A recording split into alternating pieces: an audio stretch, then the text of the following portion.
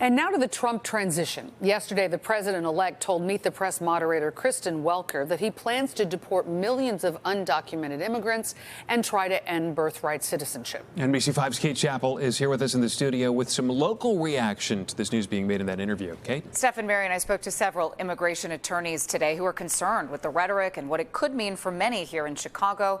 Not only those who are undocumented, but their families and communities, and also how they're preparing clients now ahead of Inauguration Day.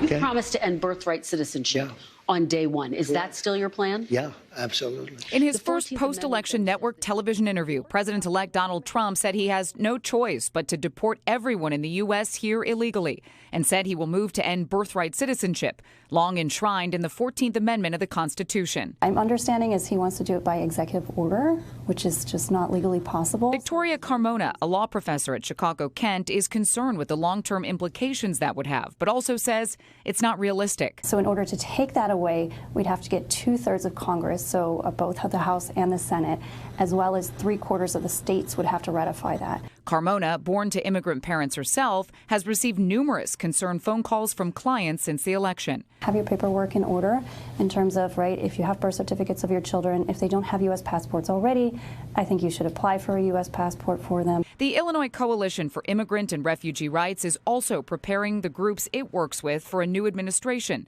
particularly after repeated calls from Trump and his allies for mass deportations.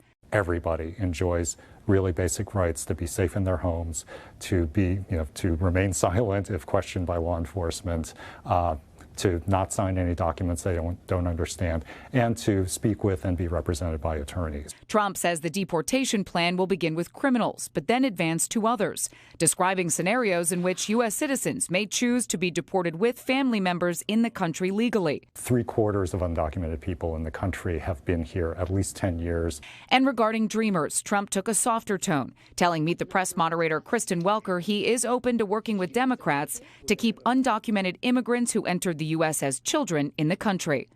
And you want them to be able to stay. That's what you're saying. I do. I want to be able to work something out. We are encouraging people with DACA to file to renew their DACA status as soon as possible, and I'm not overly optimistic about it, unfortunately. Trump's mass deportation plan has been a key promise of his presidential campaign. Of course, we'll have to wait and see what actually happens when he takes office. But his comments on Meet the Press yesterday about the plan were the most expansive we've heard since the election. Marion? Thank you so much, Kate.